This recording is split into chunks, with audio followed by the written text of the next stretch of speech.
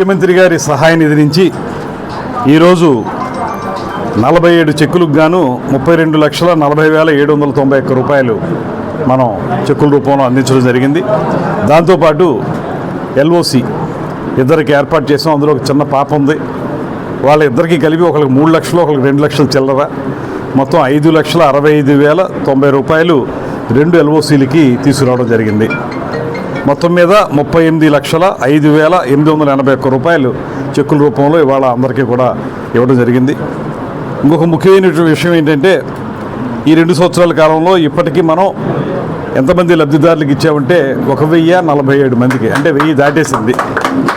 వారందరికీ కలిపి 7,17,68,557 రూపాయలు ఇప్పటి వరకు మనం ముఖ్యమంత్రి గారి సహాయ నిధి నుంచి ఇవ్వడం జరిగింది. ఇది నిజంగా పేద వర్గాల వారికి ఒక ఆరోగ్య ప్రదాయిని ముఖ్యమంత్రి సహాయ నిధి అనేది. ముఖ్యమంత్రి గారు 15 రోజులకు ఒకసారి బ్యాక్ టు బ్యాక్ చెక్కులు ఇచ్చేటువంటి కార్యక్రమానికి ఆయన ఇస్తున్నటువంటి సహకారానికి ప్రత్యేకమైన ధన్యవాదాలు తెలియజేస్తూ, ఇవాళ ముఖ్యమంత్రి చంద్రబాబు నాయుడు గారు, ఉప ముఖ్యమంత్రి పవన్ కళ్యాణ్ గారుల నేతృత్వంలో పైన సపోర్ట్ ఇస్తున్నటువంటి నరేంద్ర మోడీ గారి యొక్క సహకారంతో ఈ రాష్ట్రంలో కూటమి ప్రభుత్వం అత్యద్భుతమైనటువంటి పరిపాలన అందిస్తూ ఉంది. దాంతోపాటు విద్యా, వైద్యం ఈ 2 రంగాలకి ప్రధానమైనటువంటి సింహభాగం ఇవ్వాలనేటువంటి ఆలోచనతో ఈ ఆరోగ్య శ్రీ ఒక పక్కన నడుస్తుంటే, మరో పక్కన ముఖ్యమంత్రి సహాయ నిధి నుంచి ఎవరైతే పేద వర్గాల వారు వైద్యం చేయించుకోవడానికి ఆర్థికపరమైన భారంతో ఉన్నారో వారికి ఈ రకమైన చెక్కులు ఇవ్వటం. కొంతమంది ముందే వచ్చి మేము పలానా చోట వైద్యం చేయించుకుంటాం, మాకు ఇబ్బంది ఉందంటే ఆ హాస్పిటల్ వర్గాల వారితో మాట్లాడి వాళ్ళకి ఎల్ఓసి ఇచ్చి వారికి వైద్యం చేయించటం.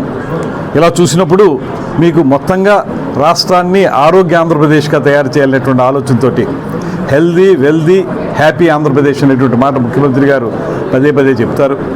ఆ రకమైనటువంటి కార్యక్రమంలో మన నిడదవోలు నియోజకవర్గానికి పెద్ద ఎత్తున ఈ రకంగా చెక్కులు ఇవ్వటం, ఇవాళ 1000 దాటి మనం లబ్ధిదారులకు ఇవ్వటం, 7 కోట్లు పైబడి ఇప్పటివరకు ఇవ్వటం, ఇదంతా కూడా పేద వర్గాల వారికి బాగా ఉపయోగపడుతుందనేటువంటి మాటను తెలియజేస్తూ, ప్రభుత్వాన్ని మీరు కూడా ఎవరైతే సహాయం పొందుతున్నారో మీరు అందరూ కూడా ఆశీర్వదించండి.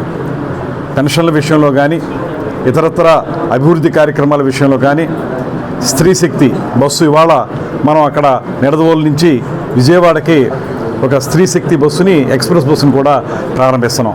ఇది ఈ మధ్యకాలంలో కొంతమంది నన్ను అడిగినప్పుడు నేను అక్కడ డిపో మేనేజర్తోనూ ఆ పైన ఉన్నటువంటి వాళ్ళతో మాట్లాడి ఇవాళ నుంచి అక్కడ బస్సును కూడా ఏర్పాటు చేయడం జరిగింది.